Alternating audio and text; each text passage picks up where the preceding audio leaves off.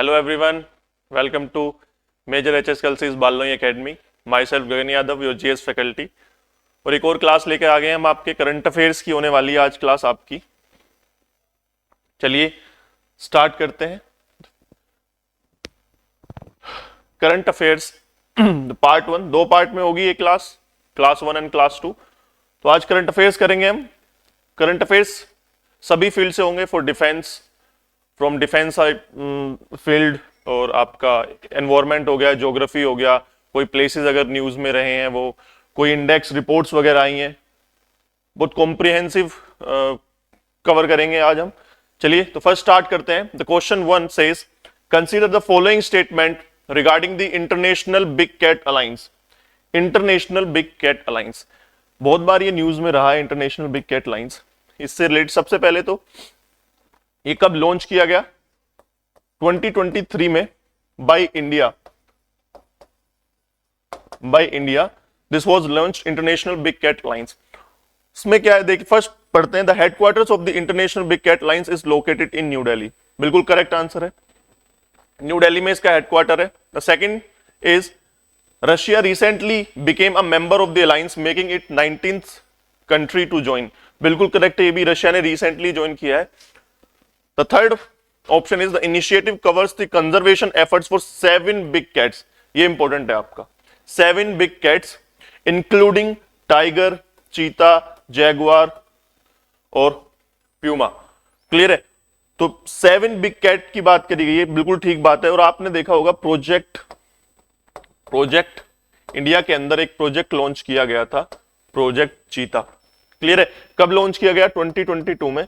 हमने एनवायरमेंट में उसके ऊपर बात भी करी थी, एनवायरमेंट में, ज्योग्राफी में, दोनों में बात करी थी कि सबसे पहले नामीबिया से और साउथ अफ्रीका, और अभी हमने बोत्सवाना के साथ एक एग्रीमेंट साइन किया है चीता को ट्रांसलोकेशन करने का. क्लियर है? तो प्रोजेक्ट चीता इसी चीज से रिलेटेड है. इंटरनेशनल बिग कैट लाइन 2023 में लॉन्च किया गया.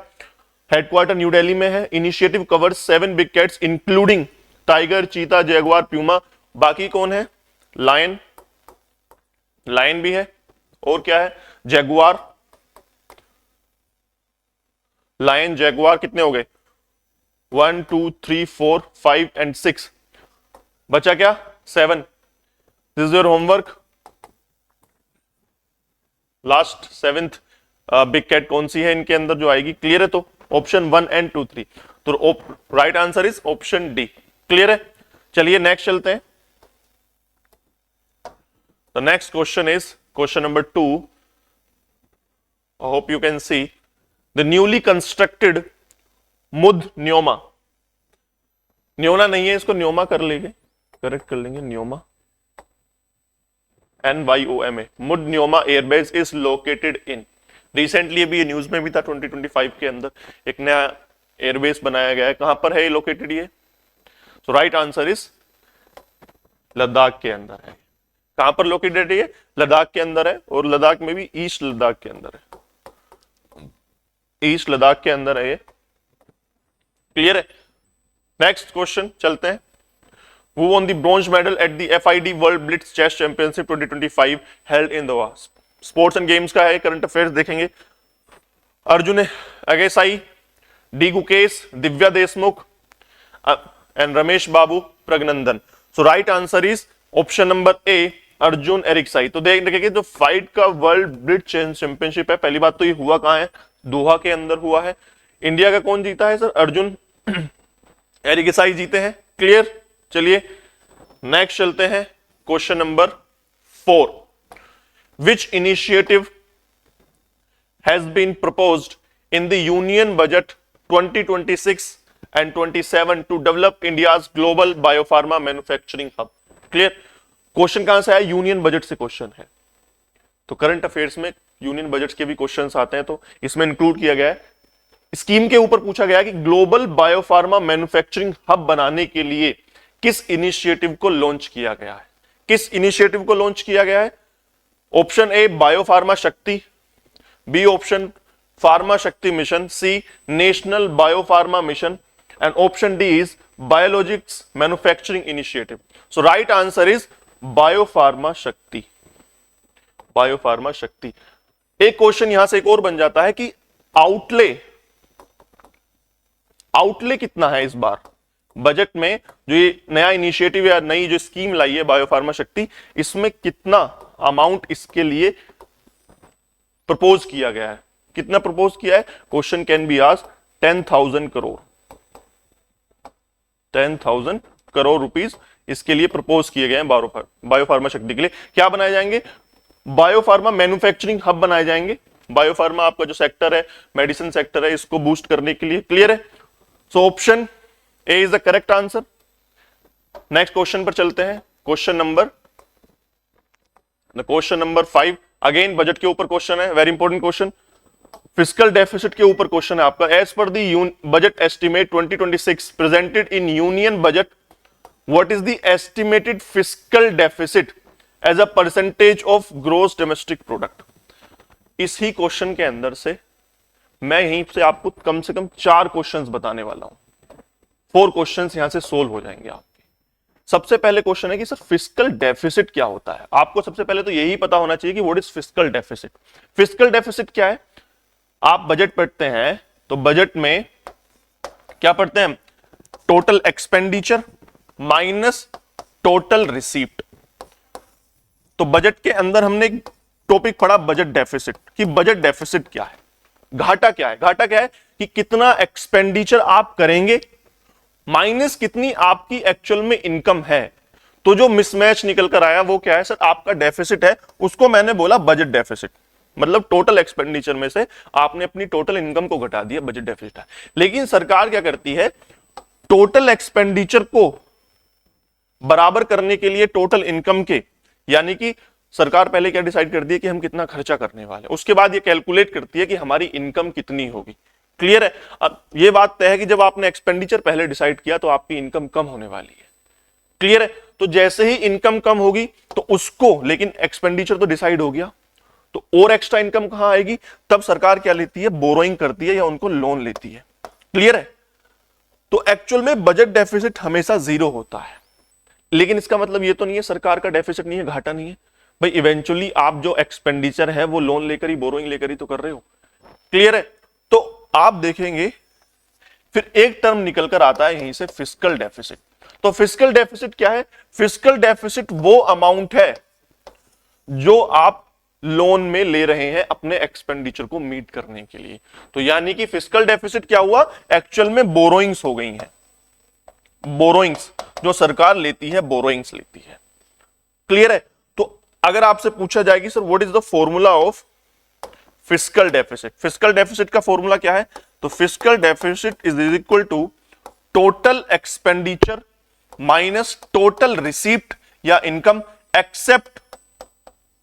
Accept borrowing, except borrowings. This is your fiscal deficit. Clear है? This is your fiscal deficit. और फिस्कल डेफिसिट, पहला क्वेश्चन तो ये होगा कि फिस्कल डेफिसिट क्या है।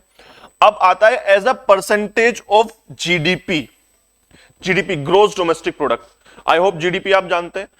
तो एक क्वेश्चन ये आ गया यहां पर कि एज अ परसेंटेज का क्या मतलब है। हमें अगर फिस्कल डेफिसिट निकालना है तो टोटल एक्सपेंडिचर के ऊपर निकालेंगे, लेकिन नहीं, डेटा को एक्चुअल में कम दिखाने के लिए, कम शो करने के लिए हम जो अमाउंट निकल कर आया है, जो सरकार ने लोन लिया है, उसको जीडीपी पर काउंट करते हैं कि अगर सरकार ने 100 करोड़ का लोन लिया है तो वो टोटल जीडीपी का कितना परसेंट है, वो जीडीपी का कितना परसेंट है। तब हमें पता चलता है कि 4.5 या 4.3, 4.2 जो सरकार बताती है कितना परसेंट हमारा फिस्कल डेफिसिट होगा, तो वो परसेंट किसका है? वो परसेंट जीडीपी का है। वो कैसे कैलकुलेट हुआ कि टोटल जितनी बोरोइंग ऊपर ली है अपॉन जीडीपी इनटू 100, तो परसेंटेज निकल कर आ जाएगी as a percentage of GDP. Clear है?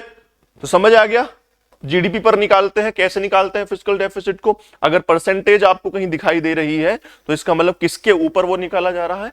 कभी कभी हो सकता है कि ये परसेंटेज नहीं, क्वेश्चन में नहीं गिवन हो कि ग्रोस डोमेस्टिक प्रोडक्ट के परसेंटेज पर निकाला जाता है, क्वेश्चन पूछ लिया जाएगा। क्लियर है?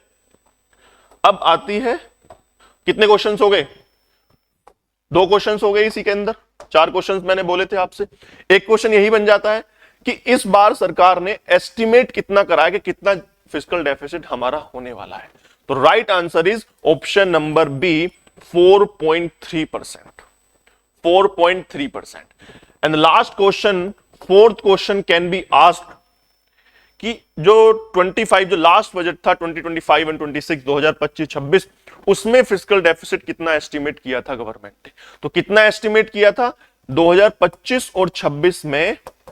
4.4% एस्टिमेट किया था गवर्नमेंट ने. इसका मतलब यह है इस साल का फिस्कल डेफिसिट जो एस्टिमेट है वो सरकार बोल रही है कि कम होने वाला है.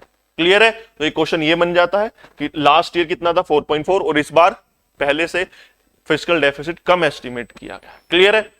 बड़ा इंपॉर्टेंट क्वेश्चन है फिस्कल डेफिसिट के ऊपर. बजट का बड़ा हॉट टॉपिक है ये. बजट के ऊपर बहुत क्वेश्चंस आते हैं फिस्कल डेफिसिट के अंदर. क्लियर है?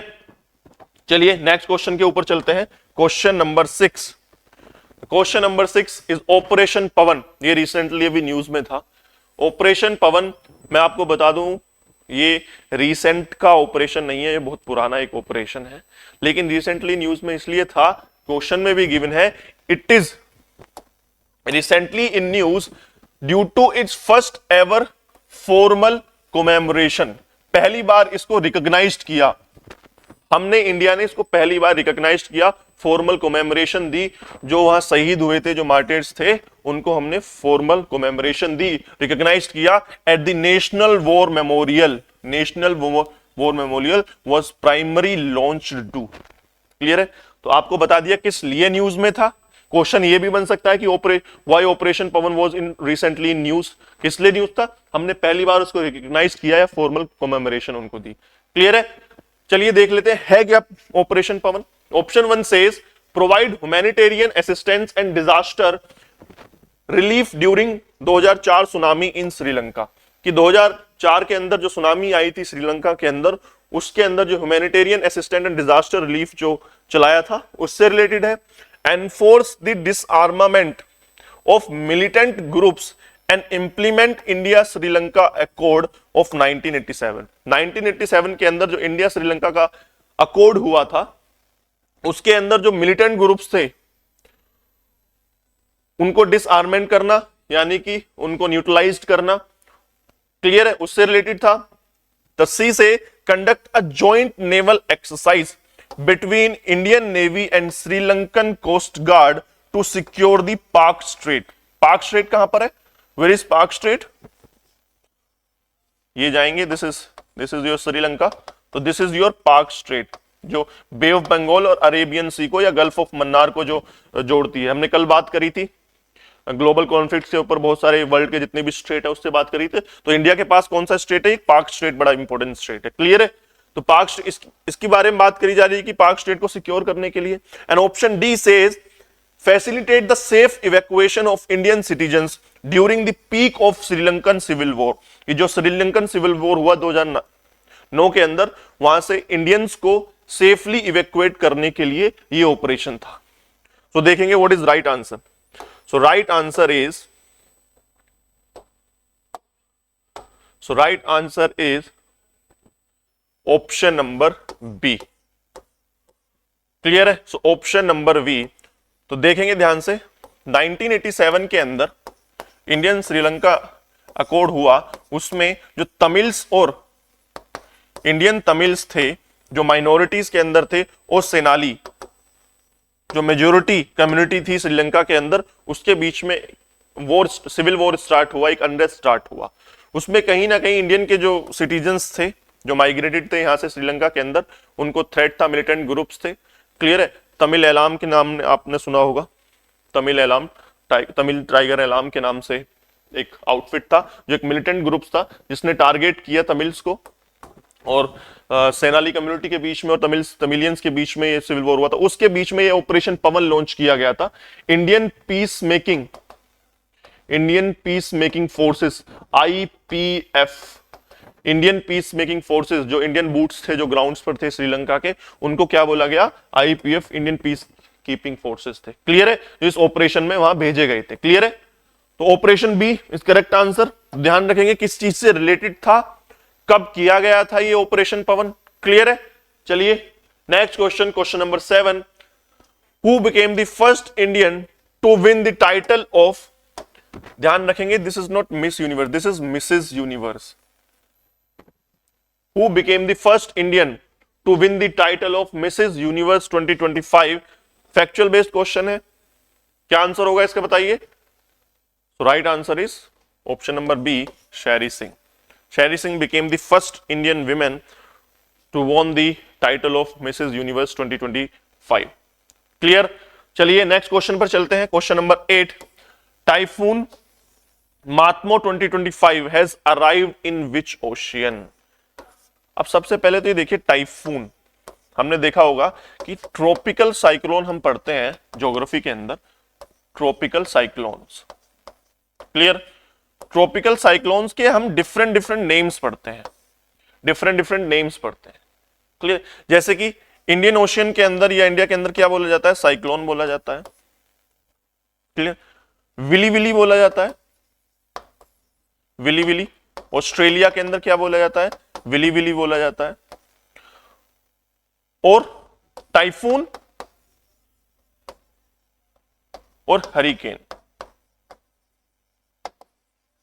Typhoon, hurricane, willy willy and cyclone. Clear है? तो टाइफून कहां बोला जाता है? टाइफून बोला जाता है आपका साउथ ईस्ट एशिया के अंदर, चाइना के अंदर, या फिलीपाइंस जो है, ताइवान, चाइना, जापान का जो रीजन है पूरा साउथ ईस्ट एशिया का, या ईस्ट एशिया का जो रीजन है, पैसिफिक ओशियन वाला जो रीजन है, आप देखेंगे उसको क्या बोला जाता है? वहां जो ट्रॉपिकल साइक्लोन्स हैं उनको क्या बोला जाता है? टाइफून बोला जाता है। तो क्वेश्चन बन जाता है यहां से, तो टाइफून मात्मो अगर नाम है तो कहां पर आया होगा?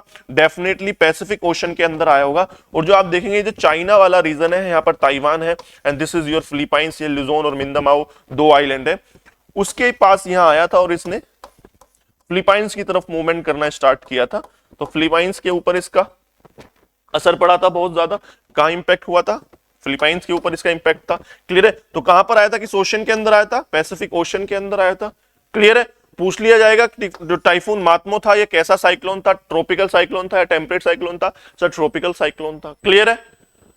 तो अगर ट्रॉपिकल साइक्लोन न्यूज में आया है इस बार, एक श्रीलंका के अंदर भी हमने एक ऑपरेशन चलाया था, उसके ऊपर एक क्वेश्चन है कि क्या ऑपरेशन था, तो आपसे उससे रिलेटेड पूछा जाएगा कि क्या साइक्लोन था।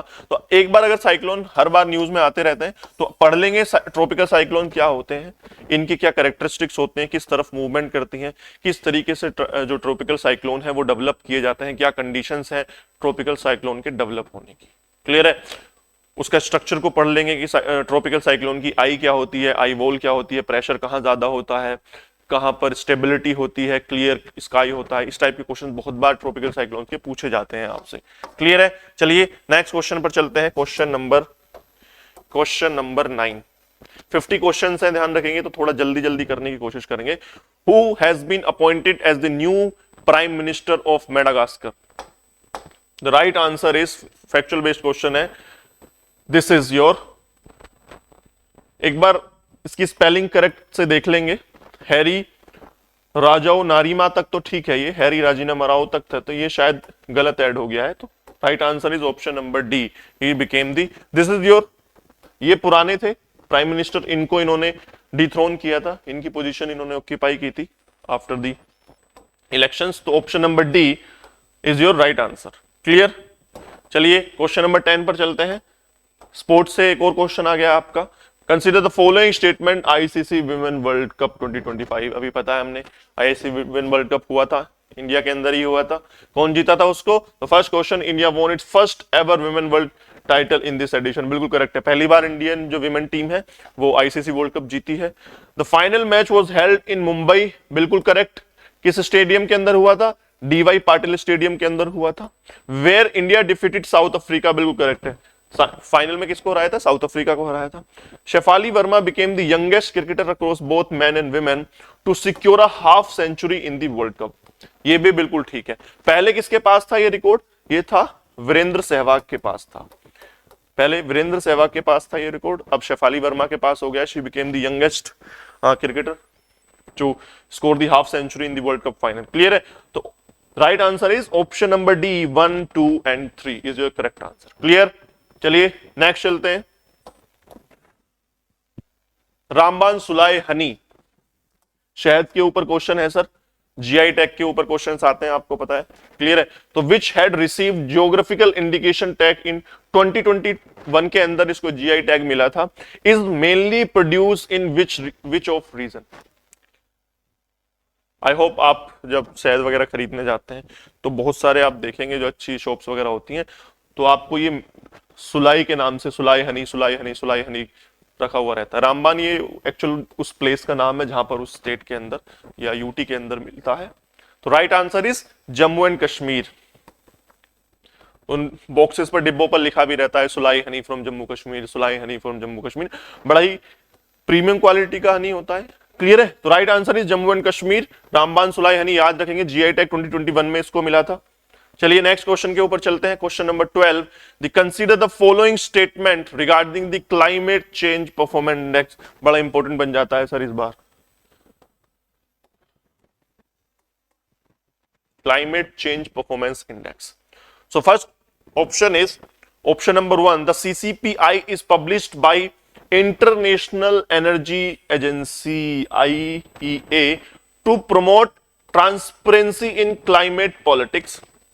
Option number 2, the climate mitigation performance of countries is assessed based on 4 categories: greenhouse gases emissions, renewable energy, energy use, and 4th parameter is climate policy. ये कह रहे हैं कि 4 पैरामीटर्स हैं या 4 कैटेगरीज हैं जिस पर क्लाइमेट जो कंट्रीज की परफॉर्मेंस चेक करी जाती है। Option C says, 3 says, in latest CCPI ranking, India fell from high performer category to the medium performer category. कि हायर परफॉर्मर कैटेगरी से हम मीडियम परफॉर्मर कैटेगरी की तरफ चले गए। क्लियर है। एक बार ये ऑप्शन देख लेते हैं। So option number 1 is wrong. So option 1 is wrong. फिर कौन एजेंसीज हैं सर? 3 अलग अलग एजेंसीज हैं, ध्यान रखेंगे। एक है जर्मन वॉच, लिख लीजिए कौन इसको रिलीज करता है। एक है German watch, independent think tank है। एक न्यू क्लाइमेट इंस्टीट्यूट है, new climate institute and the German watch. And third is climate action network, climate action network. तो these 3 bodies releases or publish this CCPI climate change performance index। तो option 1 गलत हो जाता है। Climate mitigation बिल्कुल ठीक है। ये 4 पैरामीटर्स या 4 कैटेगरीज हैं, इसके हिसाब से उनकी परफॉर्मेंस को चेक किया जाता है। थर्ड भी सही है। इंडिया इस बार हाई परफॉर्मर कैटेगरी से मीडियम परफॉर्मर कैटेगरी में जाएगा। और आपके लिए होमवर्क ये है कि मैं बता दूं, इनमें से कोई एक कैटेगरी ऐसी है जिसमें इंडिया ने मीडियम से भी लो परफॉर्म किया है, लो भी मीडियम भी परफॉर्म नहीं किया है। इनमें से एक कैटेगरी ऐसी है जिसमें इंडिया लो परफॉर्मर रहा है। तो question can be asked, India performed medium in all 4 categories? नहीं सर, किसी एक कैटेगरी के अंदर, this is your homework, India ने लो परफॉर्म किया है, लो परफॉर्मर रहा है। क्लियर है। तो 3 ऑप्शन हो गए हमारे। और कोई ऑप्शन है इसका? Option number 4, the United kingdom is the only G20 country, only G20 country classified among the high performer, classified among the high performer। और राइट आंसर इज, ये भी बिल्कुल ठीक है। किस तरीके से पूछा गया आपसे? स्टेटमेंट पूछा गया, एक नया पैटर्न है कि ये बताइए कौन से स्टेटमेंट सही है। ये नहीं पूछा उसने कौन से स्टेटमेंट सही है, सॉरी, उसने पूछा कितने स्टेटमेंट सही है। तो हमने देखा 1 गलत था, 2 सही है, 3 सही है, 4 सही है। So option C is correct, only 3 statement is right. Clear है। क्योंकि ऑप्शन 1 गलत हो जाता है, इंटरनेशनल एनर्जी एजेंसी उसको रिलीज नहीं करती है, 3 थिंक टैंक है अलग अलग जो उसको रिलीज करते हैं। क्लियर है। चलिए नेक्स्ट क्वेश्चन के ऊपर चलते हैं। Question number 13, with reference to the Saksham recently was in news, consider the following statement. Saksham stand for, देखिए फुल फॉर्म आ गई है आपकी। What is full form? Situational awareness for kinetic soft and hard kill action mission. It has been indigenously develop, India के अंदर develop किया गया by BEL, Bharat electronics limited, in collaboration with Indian army. So right answer is सिर्फ right answer is option number B, only 2। कैसे sir? The full form is actually situational awareness for kinetic soft and hard kill.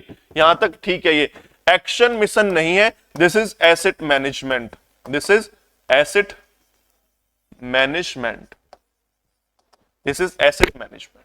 Clear है? तो full form भी आ सकती है, देख लीजिए question के अंदर आ गई है।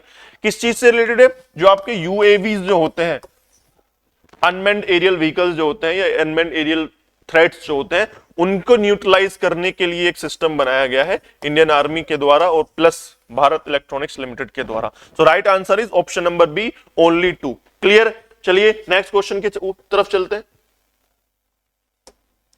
So next question is question number 14. India has procured MS-6OR Seahawk helicopters from which country? Factual based question है, जल्दी से देखेंगे किस कंट्री ने, किस कंट्री से लिया है इंडिया ने? यूएस से लिया है सर, यूएसए से प्रोक्योरमेंट करिए। And option question number 15, India's relief operation rainbow and Sagar Bandhu have helped which country? Help which country? And option A, Maldives, Sri Lanka, Mauritius and Bangladesh. I am giving you 10 seconds to think. बड़ा important question बन जाता है, operations के ऊपर बहुत सारे questions आते हैं। क्लियर है? तो देखिए किस चीज से रिलेटेड था वो ऑपरेशन, ये जरूर पता होना चाहिए, और किस कंट्री से, किस कंट्री के अंदर था, किस कंट्री की हेल्प करी गई। Think think think. So right answer is option number B, Sri Lanka. तो श्रीलंका के अंदर साइक्लोन, ट्रॉपिकल साइक्लोन आया था दितवा के नाम से।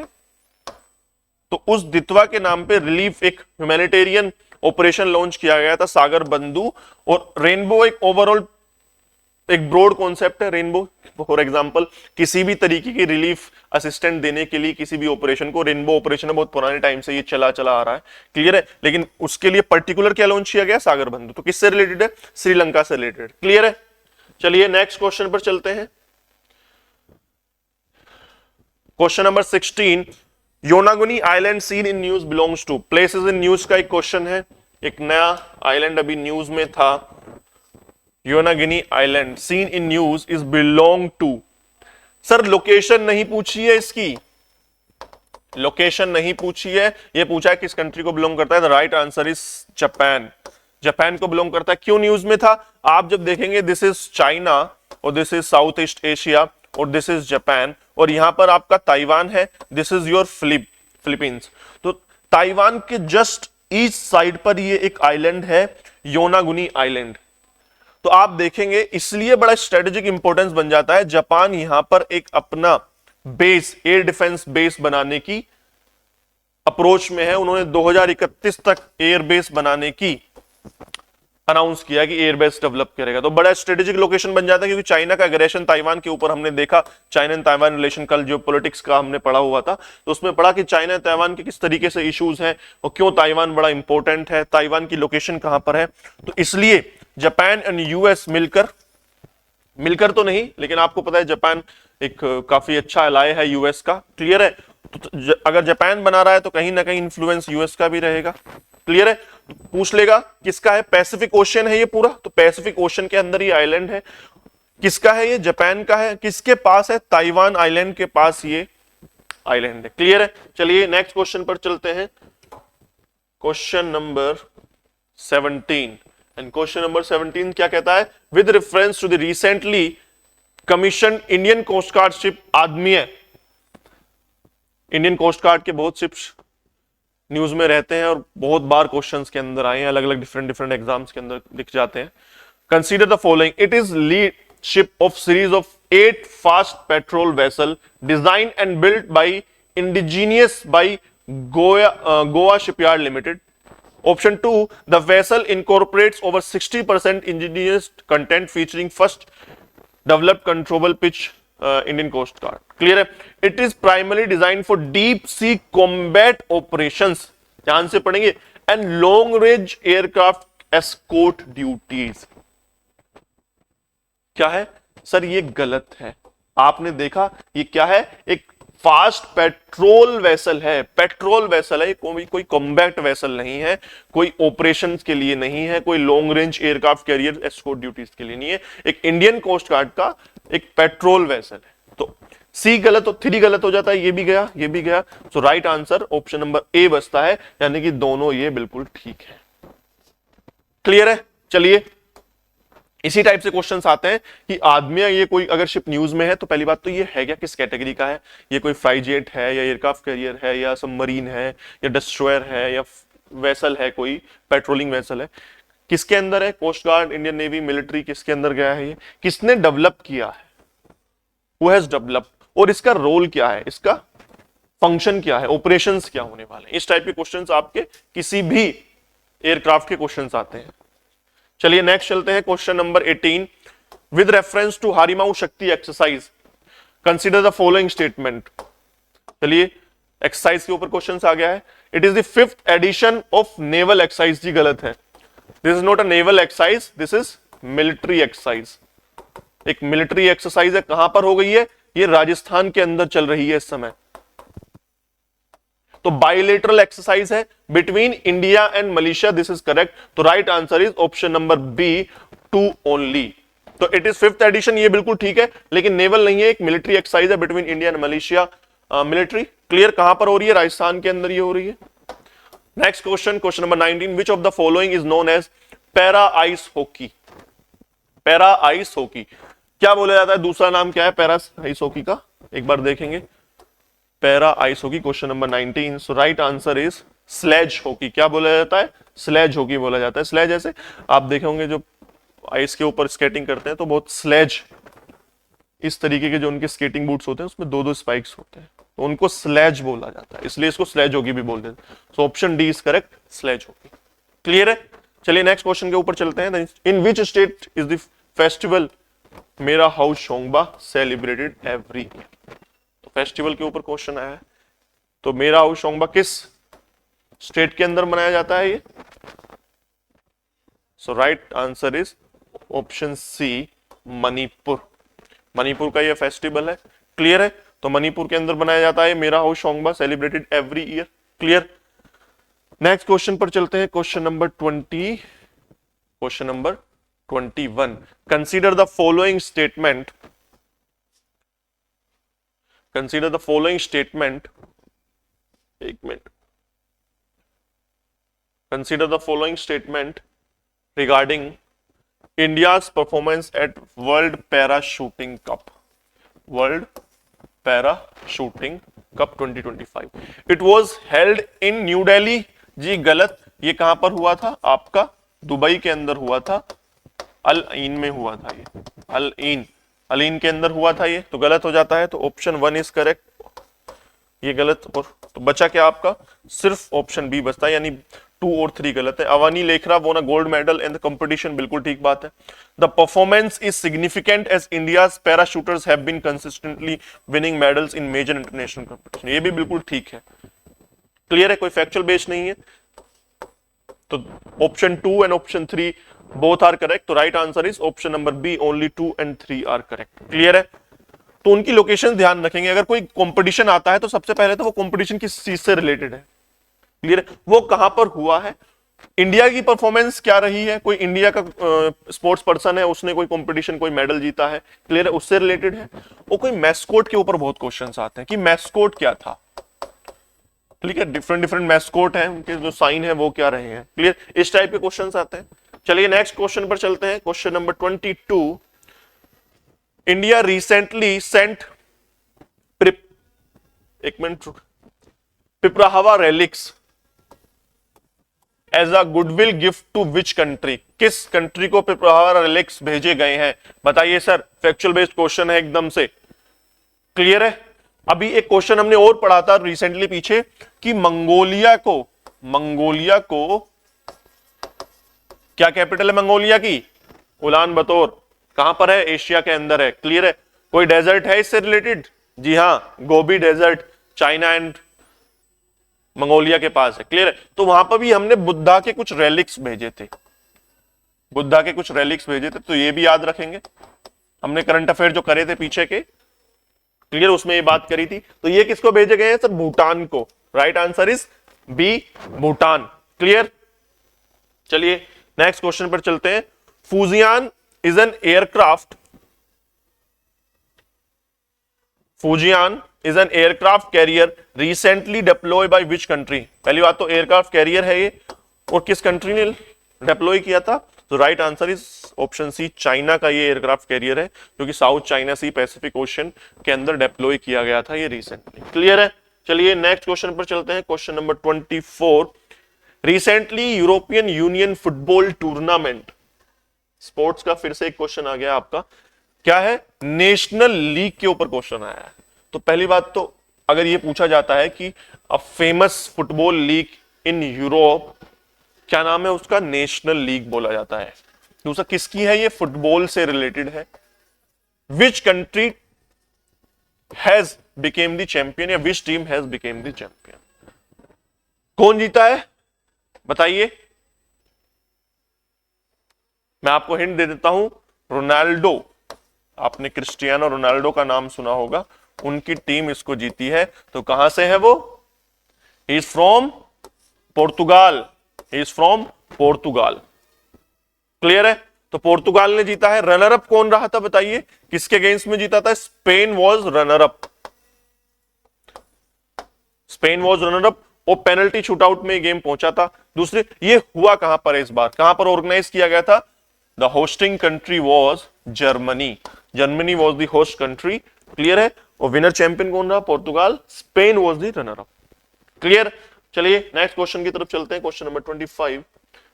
एंड क्वेश्चन नंबर 25 क्या कहता है? Which among the following has recently created history by becoming the first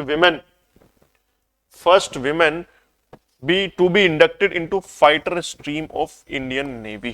तो fighter stream of Indian navy का मतलब क्या है? जो एयरक्राफ्ट कैरियर्स होते हैं उसमें आपने देखा होगा हमारे डिफरेंट जो फाइटर जेट्स हैं वो भी पार्कड होते हैं, और वहीं से वो टेक ऑफ लैंडिंग वगैरह करते हैं। तो उनकी एक अलग से क्या होती है? उनकी एक अलग से फ्लीट होती है, और उसके कुछ फाइटर पायलट्स होते हैं, उसके अंदर इनको इंडक्ट किया गया है। वो पहली कौन है? Astha Poonia, sub lieutenant Astha Poonia became the first women to be inducted in the fighter stream of Indian navy. Clear है।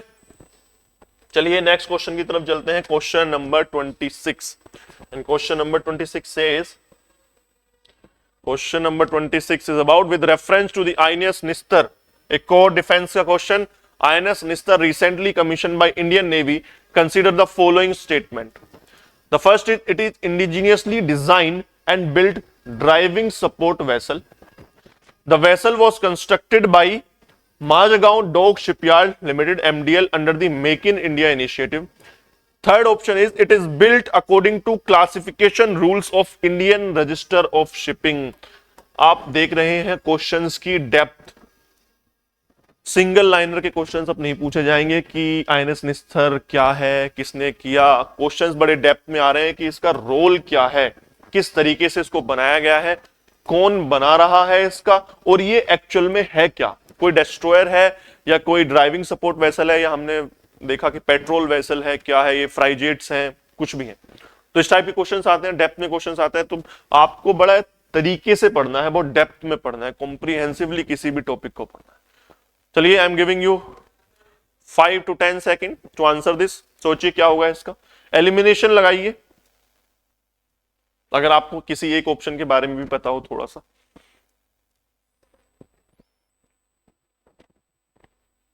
देखें एक बार। सो ऑप्शन 1 सेज कि it is driving support vessel, बिल्कुल ठीक है, this is driving support vessel है। Next is, it is developed by MDL, बिल्कुल नहीं, ये गलत है। किसने बिल्ड किया है इसको? Hindustan ship builders limited, Hindustan ship builders limited ने इसको बनाया है। So option 2 will become incorrect. तो right answer is B, option 1 and 3 is right. तो इसका मतलब 3 सही है। इसको इंडियन रजिस्टर्ड शिपिंग जो स्टैंडर्ड है उसके अकॉर्डिंग बनाया गया है। क्लियर है। चलिए नेक्स्ट क्वेश्चन पर चलते हैं, क्वेश्चन नंबर 27 क्वेश्चन नंबर, और एयर डिफेंस का क्वेश्चन है। 2025-2024 में बहुत ज्यादा अलग अलग देश के एयर डिफेंस सिस्टम न्यूज में थे। अगर हम रशिया यूक्रेन की बात करें या इजराइल और गाजा की या इजराइल और ईरान की बात करें, उसमें एयर डिफेंस सिस्टम बहुत ज्यादा न्यूज में, या ऑपरेशन सिंदूर की बात करें, इंडिया के बहुत सारे एयर डिफेंस सिस्टम्स हैं जिन्होंने बहुत रिमार्केबली वर्क किया है, परफॉर्म किया है, वो बहुत सारे न्यूज में थे। तो एक बार देख लेते हैं। ये पूछ रहा है कि कंट्री आर गिवन बिलो, हमें देखना है कौन से पेयर सही मैच है। थर्ड ये बोल रहा है यूएस का है, आयरन डोम इजराइल का है, HQ9 फ्रांस का है एंड S-400 रशिया का है। तो क्या होगा? थर्ड बिल्कुल सही है सर, थर्ड यूएसए का है। क्लियर है? आयरन डोम किसका है? आपने बहुत सुना होगा इसके बारे में, तो इजराइल का है, ये इजराइल का है आयरन डोम। शॉर्ट रेंज डिफेंस सिस्टम है, हालांकि ये लॉन्ग रेंज मिसाइल सिस्टम है। HQ9 फ्रांस का नहीं है, HQ9 कहां का है? चाइना का है, और बिल्कुल सिंगल हैंडेडली एक फर्स्ट कॉपी बना दी है चाइना ने S-400 की। और S-400 कहां का है? ये S-400 कहां का है? रशिया का है, बिल्कुल करेक्ट। HQ9 एक्चुअल में कॉपी किसकी है? S-400 की कॉपी है। क्लियर है? तो हमने कौन सा लिया था रशिया से? यही एयर डिफेंस सिस्टम लिया था जिसने बहुत रिमार्केबली परफॉर्म किया during the Operation Sindoor. Clear है? तो ऑप्शन 3 इज करेक्ट। तो पेयर पूछा है कितने पेयर सही है? So 3 pairs are correct. तो option number C, only 3 pair are correct. Clear है? चलिए नेक्स्ट क्वेश्चन पर चलते हैं। Question number 28, consider the following statement regarding the Italian Open final. Sport का क्वेश्चन फिर से आ गया है। इटालियन ओपन, सर सबसे पहले तो मुझे ये बताइए कि इटालियन ओपन ये टूर्नामेंट है, ये किस गेम से रिलेटेड है? आई होप नाम से समझ पा रहे होंगे आप। जेनिक सिनर आपने सुना होगा, कार्लोस एल्कराज सुना होगा, जो ग्रैंड स्लैम टाइटल्स हैं, Australian open, French open, Wimbledon, US open, ये 4 ग्रैंड स्लैम टेनिस के सबसे इंपॉर्टेंट है। तो ये भी टेनिस से रिलेटेड है। किससे रिलेटेड है? टेनिस से रिलेटेड है। फर्स्ट ऑप्शन से Carlos एल्कराज won the first ever title. पहली बार कार्लोस एल्कराज जीते हैं और वो टाइटल भी पहली बार जीते हैं और इस बार भी जीत के। He defeated Jannik Sinner, Jannik Sinner उनके रनर अप थे। States has to win the champions. दोनों ही ऑप्शन बिल्कुल करेक्ट है। So option C, both 1 and 2। Clear है? Both 1 and 2, option number C. Clear? चलिए क्वेश्चन नंबर चलते हैं आपके हम 29 की तरफ। क्वेश्चन नंबर 29 क्या कहता है? The world bank has revised the extreme poverty line. बड़ा अच्छा क्वेश्चन है ये। वर्ल्ड बैंक ने एक्सट्रीम पॉवर्टी लाइन को रिवाइज किया है। तो सबसे पहली बात, पॉवर्टी लाइन को कौन डिफाइन करता है? वर्ल्ड बैंक डिफाइन करता है।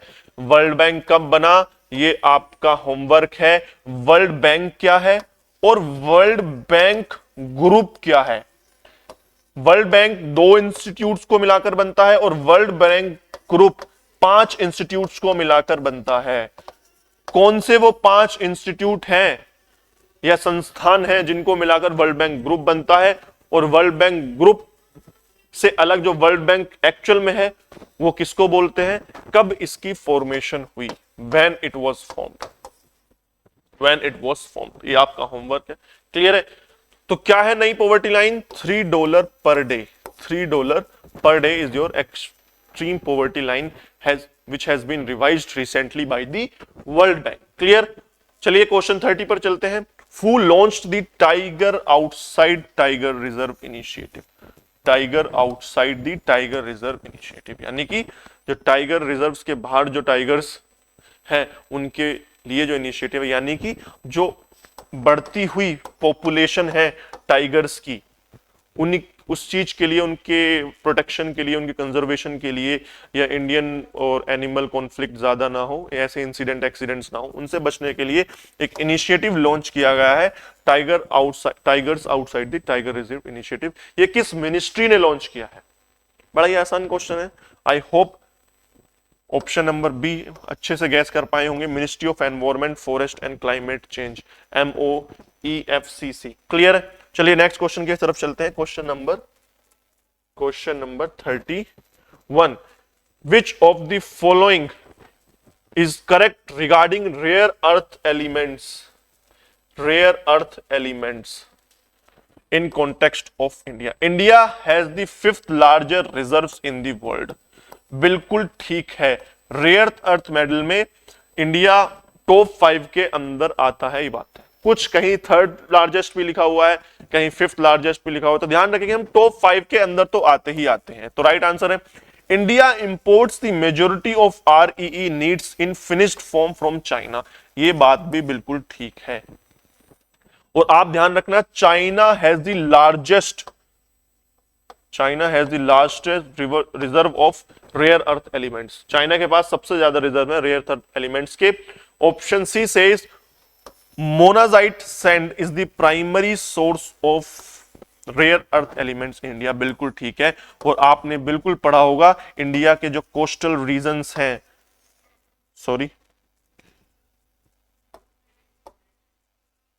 इंडिया के जो कोस्टल रीजन्स हैं हमारे, ये वाले जो कोस्टल रीजन्स हैं, जो कोस्टल पे जो ये सैंड मिलती है बीचेस के पास, उनमें बहुत ज्यादा मोनोजाइट पाया जाता है। आपने देखा होगा कुछ कुछ वीडियोस रील्स आपके अंदर आए होंगे, अगर वहां आप नहीं गए हैं तो एक ब्लू लाइट दिखाई देती है उनके अंदर, जब आप पानी में हाथ मारते हैं या सैंड पर हाथ मारते हैं तो ब्लू लाइट सा एक दिखाई देती है, तो वो मोनोजाइट की वजह से ही है। क्लियर है। तो बहुत कोस्टल रीजन्स में गुजरात हो गया, महाराष्ट्र, आप केरला, तमिलनाडु, आंध्र प्रदेश, उड़ीसा, वेस्ट बंगाल में नहीं, उड़ीसा तक ये बहुत ज्यादा रिजर्व्स पाए जाते हैं मोनोजाइट के। तो सबसे लार्जेस्ट फॉर्म में पाए जाते हैं अगर रेयर अर्थ एलिमेंट्स की बात करें तो right answer is option number D 1, 2 and 3 is your right answer. Clear है। चलिए नेक्स्ट क्वेश्चन पर चलते हैं, question number 32। The new START treaty, the new START treaty in discussion between which two countries. पहली बात तो ये ट्रीटी है क्या सर? ये ट्रीटी है reduction of nuclear weapons. Nuclear weapons के की क्वांटिटी में रिडक्शन करना, बनाना बंद करना, डिसआर्म करना उनको। क्लियर है। तो किस कंट्री के बीच में होगा?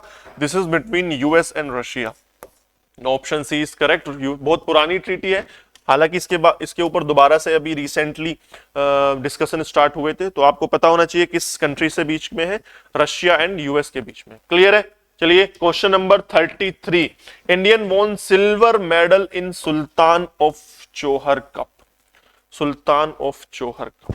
तो सारे क्वेश्चन देखो इसमें किस तरीके से कवर होते हैं, कैसे कवर होते हैं देखेंगे हम एक बार। इसको पूरा ऑप्शंस के साथ खोल लेते हैं कि क्या ऑप्शंस होंगे। देखिए, I hope you can see. So, 3 options दिए गए हैं आपके सामने। The tournament was held in Malaysia. Correct. Malaysia के अंदर ये ऑर्गेनाइज किया गया था इस बार। India lost to Australia. Silver medal अगर इंडिया जीता है तो फाइनल में कोई जीता होगा, तो ऑस्ट्रेलिया विनर है ये बोल रहे हैं in the final match of the tournament. बिल्कुल ठीक है सर। गोल्ड मेडल किसने जीता? ऑस्ट्रेलिया ने। India was the silver medalist और फाइनल में ऑस्ट्रेलिया के खिलाफ वो हार गया था।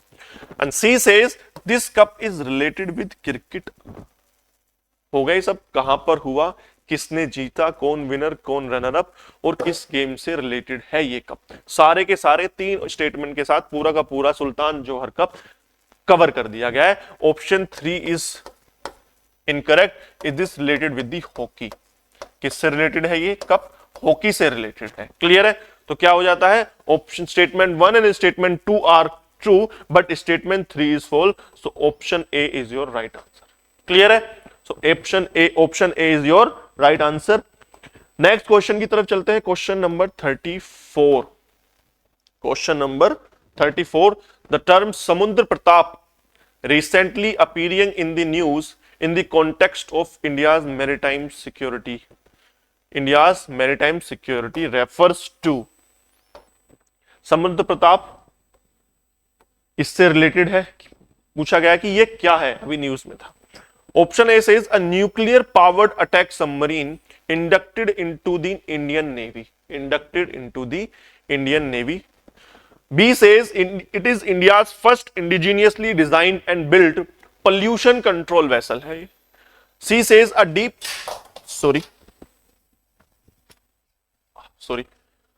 Option C says a deep sea mining vehicle developed by National Institute of Ocean Technology। और ये क्या है? डीप सी माइनिंग व्हीकल है। And D says a specialized rescue vessel designed for the Indian Navy's deep submerged and rescue vehicle DSRV, deep submergent rescue vehicle है। कि for example rescue वगैरह करने के लिए कोई अगर डूब जाता है या कुछ सामान डूब जाता है, उस चीज को रेस्क्यू करने के लिए एक प्रोजेक्ट है, ये एक इंडियन नेवी का है। क्लियर है? So right answer is it is India's first indigenously developed और डिजाइंड पोल्यूशन कंट्रोल वेसल है। पोल्यूशन कंट्रोल वेसल है। कोई भी ऑयल लीकेज वगैरह है, ऑयल स्लीपेज वगैरह हो रहा है, उसको डिटेक्ट करेगा। डिफरेंट डिफरेंट इसमें इक्विपमेंट्स हैं, तो उस चीज से बनाया है। क्लियर है? अब बात आती है समुद्र प्रताप इंडियन नेवी का है या इंडियन कोस्ट गार्ड का है? इंडियन कोस्ट गार्ड शिप है या इंडियन नेवी शिप है? This is your homework. Whether a Samudra Pratap in Indian Navy ship, it is a INS, or the Indian Coast Guard ship ICGS है ये। This is your homework। मैं homework इसलिए दे रहा हूं, बार बार आप देखेंगे हर बार मैं कुछ ना कुछ आपसे उस टॉपिक से रिलेटेड होमवर्क दे रहा हूं कि आप जाएं, बुक खोलें, नोट्स खोलें या अपनी मोबाइल खोलें, कुछ खोलें, उसके बारे में सर्च करेंगे तो आपको रिवाइज होगा। और मैं बता रहा हूं, जब एक चीज को आप 2 या तीसरी बार जब पढ़ते हैं तो वो आपके ब्रेन में बिल्कुल अच्छे से कंसोलिडेट हो जाता है, कंसोलिडेट हो जाता है। और अगर आप उसको एग्जाम से पहले पढ़कर भी नहीं जाएंगे तो कहीं ना कहीं आपके कॉन्शियस माइंड में रहेगा कि ये टॉपिक किस चीज से रिलेटेड था। हो सकता है आपने किसी टॉपिक के बारे में बहुत अच्छे से पढ़ा हो, लेकिन बहुत इजी क्वेश्चन आ जाए, लेकिन आपने बहुत टाइम से नहीं पढ़ा था, लेकिन एक कॉन्शियस माइंड में रह गया क्योंकि आपने उसकी डेप्थ स्टडी करी थी, बहुत कॉम्प्रिहेंसिव उस टॉपिक को कवर किया था। तो मैं इसलिए चाहता हूं कि आप होमवर्क करें, क्योंकि उस टॉपिक को दोबारा जाकर पढ़ेंगे। डायनेमिक फॉर एग्जांपल मैंने पढ़ा दिया और उसका स्टैटिक पार्ट आप जाकर पढ़ेंगे, तो वो क्या हुआ, कंसोलिडेट हो गया वो टॉपिक आपका। आपने 1-2 बार उसको पढ़ लिया, उसके बारे में रिसर्च करी, तो आपको याद रहेगा कि हाँ, इसके बारे में मैंने बुक दोबारा से खोली थी या नेट पर सर्च किया था या कहीं सर्च किया था, ये देखा था। क्लियर है? तो क्वेश्चन नंबर 32 हो गया। चले 35 की तरफ। Which Indian player is inductees in the ICC hall of fame class? कहां पर है ये ICC hall of fame class? जी लंदन के अंदर है। इंडियन प्लेयर किसको इस बार इंडक्ट किया गया है? Sir right answer is MS Dhoni. और क्वेश्चन ये है कि और कौन से प्लेयर्स हैं? टोटल 7 प्लेयर्स को ऐड किया गया था, उसमें 2 विमेन थी और 5 मैन क्रिकेट प्लेयर्स थे।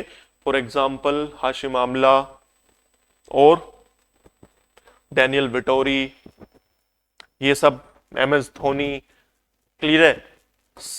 सनहा पाकिस्तान की प्लेयर थी। क्लियर है? तो ये सब आपको जाकर दोबारा से पढ़ना है कि ICC inductive hall of fame class में किस किस को इंडक्ट किया है। इंडियन प्लेयर मैंने आपको बता दिया MS धोनी है, कुछ प्लेयर्स का नाम मैंने भी आपको बता दिया। टोटल 7 प्लेयर्स थे, तो जाकर देखिए कौन कौन से प्लेयर्स थे, उनकी लिस्ट बनाइए और उसके इसके साइड में लिख दीजिए कि एक इंडियन प्लेयर कौन था, MS धोनी, उसके साथ यहां ऐड करेंगे बाकी 7 प्लेयर्स और कौन कौन थे, वो किस कंट्री से थे और वो क्या करते हैं, बैटर हैं, बॉलर हैं, विकेट कीपर हैं, क्या करते हैं, कोई कैप्टन वगैरह रहे हैं, वो ये नहीं, बहुत अच्छे से पढ़ेंगे। क्लियर है? चलिए क्वेश्चन नंबर 36 की तरफ चलते हैं। Question number 36, with reference to the patriot air defence system. Question आ गया है सर एक डिफेंस का फिर से, पैट्रियोट एयर डिफेंस सिस्टम, ये भी न्यूज में था। Consider the following system. It is a surface to air missile system developed by Russia. ये रशिया का बनाया हुआ है, ये surface to air missile system है। India has recently made the deal for the procurement of the air defence system, यानी कि S-400 के अलावा रशिया से हम क्या लेने वाले हैं, ये क्वेश्चन कह रहा है, ये हम पैट्रियोट एयर डिफेंस सिस्टम लेने वाले हैं, ये क्वेश्चन बोल रहा है। चलिए I am giving you 5 second. I hope आपने सुना हो ये। अगर आप रशिया और यूक्रेन के वॉर को फॉलो कर रहे होंगे तो उम्मीद है आपने ये जरूर सुना होगा, ये न्यूज में भी था, काफी डिबेट चली थी न्यूज के ऊपर कि वेपन सप्लाई करे जा रहे हैं यूक्रेन को, अलग अलग कंट्रीज, यूरोपियन और US सप्लाई कर रहा है। तो आई होप सोल्व हो जाता है इस तरीके से, इसी हिंट से। तो एयर डिफेंस सिस्टम है, ये बात तो ठीक है, surface to air missile system है, यहां तक बिल्कुल ठीक है, लेकिन रशिया का नहीं है, this is US air defence system. तो option 1 is wrong. India has recently made the deal for the procurement of this system, बिल्कुल गलत, ऐसी कोई भी डील इंडिया ने नहीं करी है। क्लियर है? इंडिया हालांकि US पुट्स कर रहा था इंडिया को कि थार्ड हमसे खरीद लीजिए इन इंस्टेड S-400, लेकिन इंडिया ने चूज किया S-400। और आपने देखा होगा चाइना का जो HQ-9 हमने पढ़ा वो किसको दिया हुआ है, इन्होंने पाकिस्तान को दिया हुआ है, जो कि कंप्लीटली फेल्ड हो गया ऑपरेशन सिंदूर के अंदर, आपने देखा। क्लियर है? तो ध्यान रखेंगे किसका है पैट्रियोटिक डिफेंस सिस्टम, रशिया का है, ओ सॉरी यूएस का है। और न्यूज में किस लिए था, इंडिया कोई प्रोक्योरमेंट नहीं कर रहा है, इसको यूक्रेन को देने की बात करी गई थी कि यूएस जो है ये यूक्रेन को देगा, इसको वहां डिप्लॉय किया जाएगा against the missile threat of the Russia. Missile जो थ्रेट्स है रशिया के उससे रिलेटेड है। तो neither none of the above, option D is your correct answer. Clear है? चलते हैं क्वेश्चन नंबर 36 की तरफ। क्वेश्चन नंबर 37, सॉरी, क्या कहता है question number 37? Question number 37 says with reference to the exercise bold Kurukshetra, exercise bold Kurukshetra बड़ी इंपॉर्टेंट एक्सरसाइज है sir. Consider the following statement. पढ़ेंगे एक बार अपने तरीके से। I am giving you 5 to 10 seconds to read and think about. बहुत famous है ये, कुछ एक्सरसाइज बहुत फेमस है, जैसे मालाबार एक्सरसाइज हो गई है, सिम्बैक्स एक्सरसाइज हो गई है, और ऐसे ही त्रिशूल एक्सरसाइज है। ये बड़ी फेमस एक्सरसाइज है इंडिया की, जो डिफरेंट कंट्रीज की है और इंटर सर्विसेज है, ट्राई सर्विसेज एक्सरसाइज जिनको बोल देते हैं, इंडियन आर्मी एंड एयरफोर्स से। ऐसे ही बोल्ड कुरुक्षेत्र भी बड़ी फेमस एक्सरसाइज है। फर्स्ट ऑप्शन सेज कि it is between India and Maldives. Option 2 says 14th edition of this exercise commenced in Jodhpur. नाम क्या है? Bold Kurukshetra. It was first conducted in 2005। सोचिए सर, करिए। You have 5 to 10 seconds।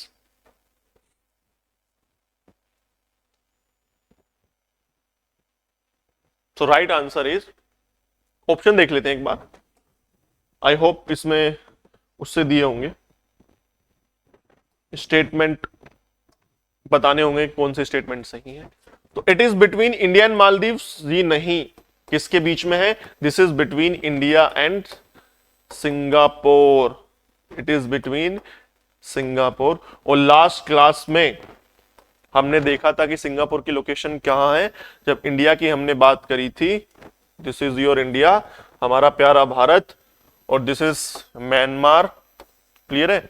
और दिस इज आपका Malaysia, और ये अगर चले जाएं तो ऐसे, यहां पर क्या था? This is your Java in Sumatra. तो यहां पर क्या था? This is your Myanmar, this is your Thailand, this is your Malaysia, this is your Laos and this is your Vietnam. और यहां पर मलेशिया के बिल्कुल इस बॉर्डर के ऊपर, मलेशिया पेनिनसुला के ऊपर, यहां पर है आपका सिंगापुर।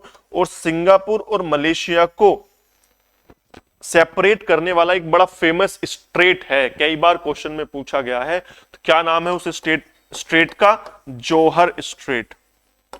जोहर स्ट्रेट, जोहर स्ट्रेट। तो ध्यान रखेंगे इसको। चलिए come back to the question. It is says it is between Indian Maldives, नहीं, सिंगापुर के बीच में।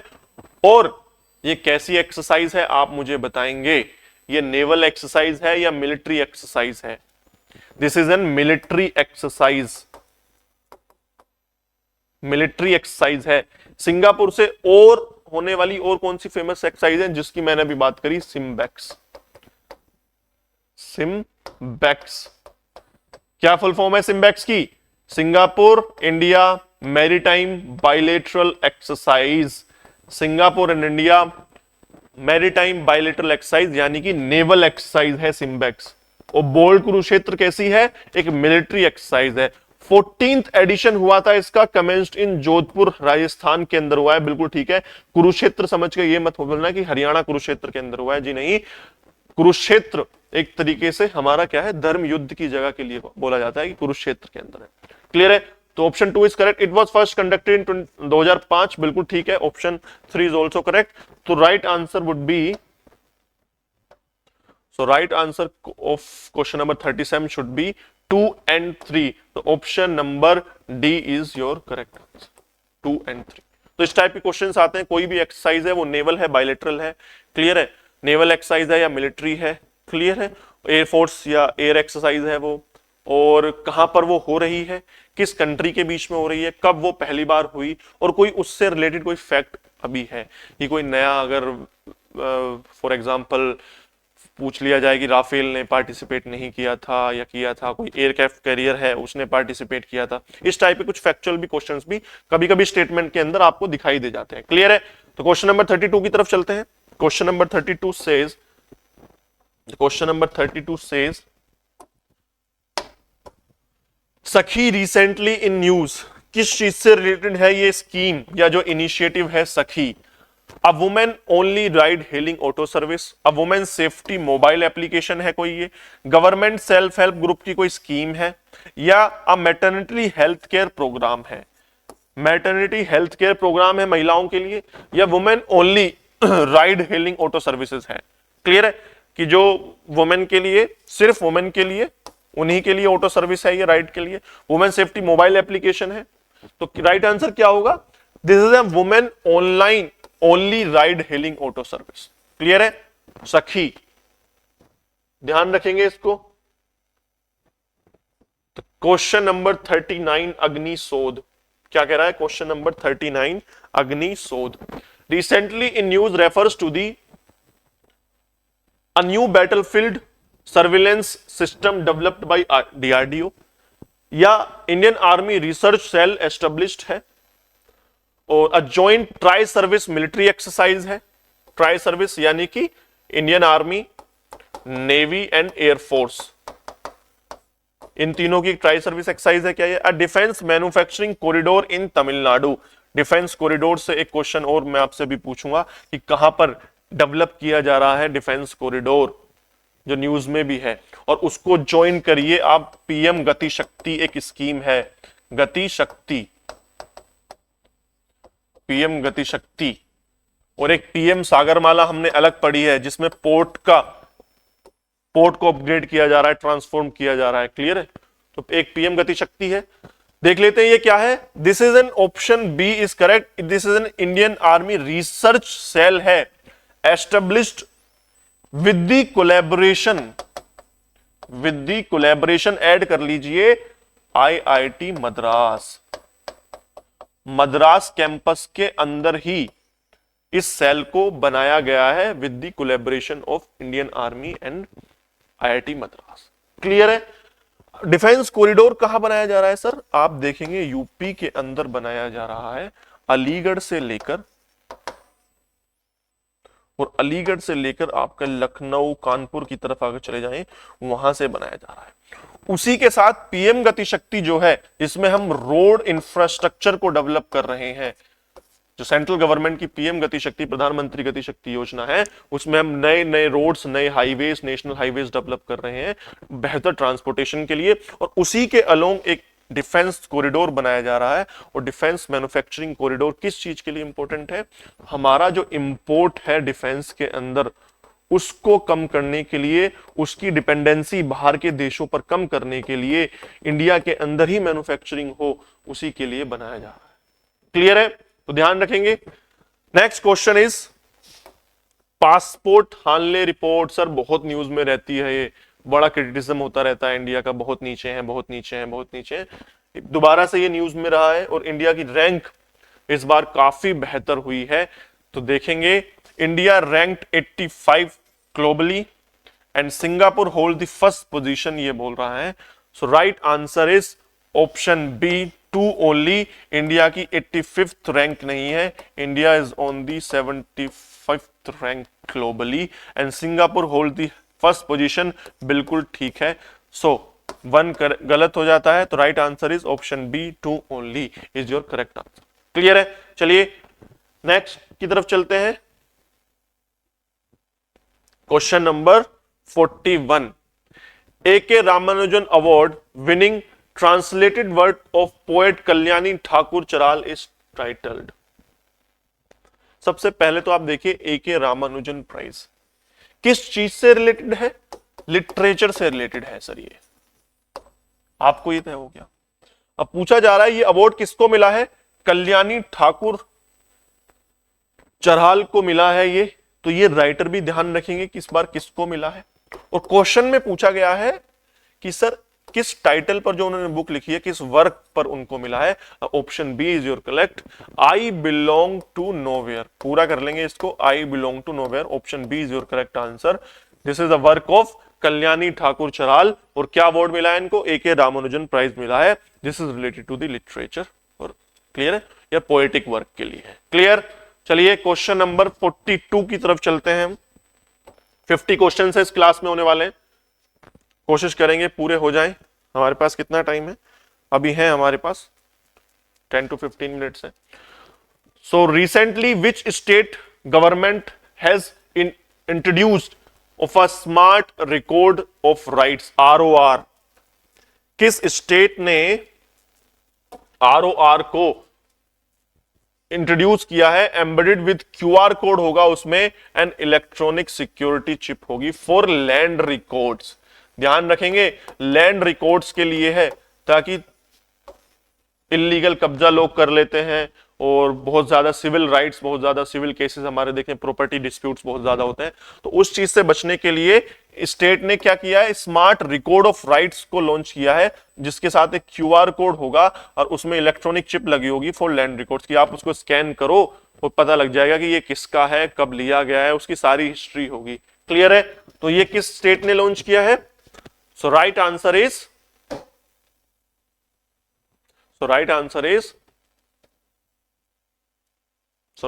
इज आपका A, उड़ीसा। उड़ीसा ने ये लॉन्च किया है इस बार। क्लियर है? चलिए नेक्स्ट क्वेश्चन की तरफ चलते हैं। Question number 43। Question number 43 and क्या कहता है? Consider the following statement regarding the 2029 world police and fire games. क्या है? Gujarat will host event with venues in Ahmedabad, Gandhinagar and Ekta Nagar.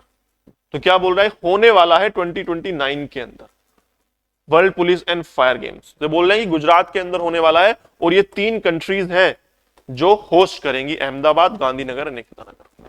Clear है? The event will feature participation from 70 nations including members of the police, fire and custom services. ये भी बिल्कुल ठीक है और 1 भी बिल्कुल ठीक है आपका। गुजरात होस्ट करने वाला है, और ऑलमोस्ट 70 नेशन से लोग आएंगे, और जो पुलिस, फायर और कस्टम सर्विसेज के होंगे, उनके जो ऑफिसर्स होंगे। क्लियर है? This will be the first time a south Asian country has hosted the world police. पहली बार ऐसा होगा कि कोई साउथ एशिया की जो कंट्री है वो इन गेम्स को होस्ट कर रही है। तो राइट आंसर क्या होगा? All statement are correct.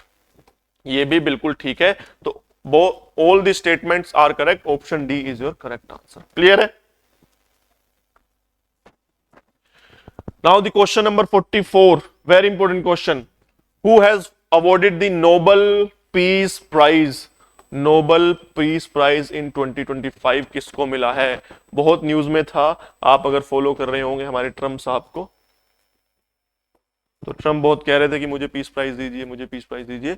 तो किसको मिला है ये? तो right answer is option number B, Maria Corina Machado. Clear है? इनको मिला है। होमवर्क है आपका, ये किस कंट्री से आती हैं? कल हमने इस कंट्री को कवर किया था सर, जब हमने जियोपॉलिटिक्स की क्लास करी थी, ज्योग्राफी ऑफ जियोपॉलिटिक्स, तो हमने इस कंट्री को कवर किया था। चलिए मैं बता देता हूं, यूएस और वेनेजुएला हमने पढ़ा था कल, यूएस और वेनेजुएला के बीच में। तो वेनेजुएला की रहने वाली है ये। क्लियर है? और ध्यान रखेंगे, जो उनके जो प्रेसिडेंट हैं, मैंने आपको बताया, जिनको कैप्चर किया गया था यूएस के द्वारा, अंडर दी कौन सा ऑपरेशन था वो? Resolute action, absolute action. Clear है? तो ये ऑपरेशन था, उनके अगेंस्ट में ये राइवल हैं और यूएस के सपोर्टिव थी ये, कहीं ना कहीं यूएस के सपोर्ट में थी। तो मारियो कोरिना मचाडो, ध्यान रखेंगे, इन्होंने ये जो पीस प्राइज है, नोबेल पीस प्राइज, ये ट्रंप को ऑफर भी किया है। इन्होंने ट्रंप को ऑफर किया था, होने के बाद जब ये इन्होंने यूएस ने स्ट्राइक करी और वहां के जो प्रेसिडेंट थे उनको कैप्चर किया गया था। क्लियर है? तो ध्यान रखेंगे, यूएस वेनेजुएला के बीच में था, वेनेजुएला की रहने वाली है ये, उनको मिला है। यूएस वेनेजुएला हमने कल कवर किया था, रिवाइज जरूर कर लेंगे जितने भी है। कौन सी लेक थी? Which lake was from the Venezuela? Lake Urmia. Lake Urmia थी? जी नहीं, lake Urmia was in Iran. तो कौन सी थी? लेक मैराकाइबो। लेक मैराकाइबो। और निको रिवर याद हो, एंजल फॉल्स आपको याद हो अगर, कैपिटल क्या थी, काराकस। किस कंट्रीज से वो, वेनेजुएला की बाउंड्रीज किस कंट्रीज से लगती हैं सर, गुयाना, ब्राजील और कोलंबिया। क्लियर है।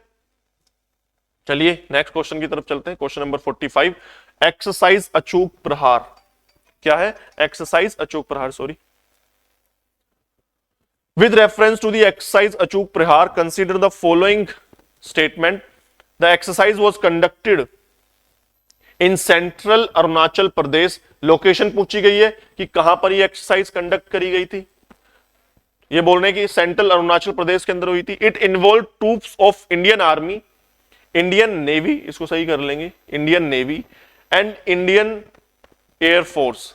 क्लियर है। तो ये कह रहे हैं एक तरीके की ट्राई सर्विस एक्सरसाइज थी, ट्राई सर्विस एक्सरसाइज थी, अचूक प्रहार की बात। क्लियर है। देखेंगे क्या होगा राइट आंसर।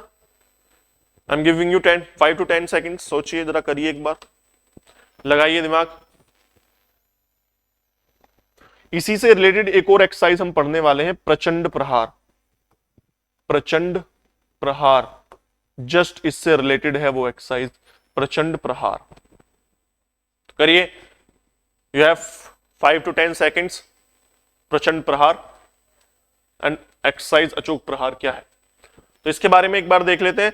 कहां पर हुई थी, सेंट्रल अरुणाचल के, अरुणाचल प्रदेश के अंदर हुई थी, बिल्कुल करेक्ट है जी, अरुणाचल के अंदर ही एक्सरसाइज करी गई थी।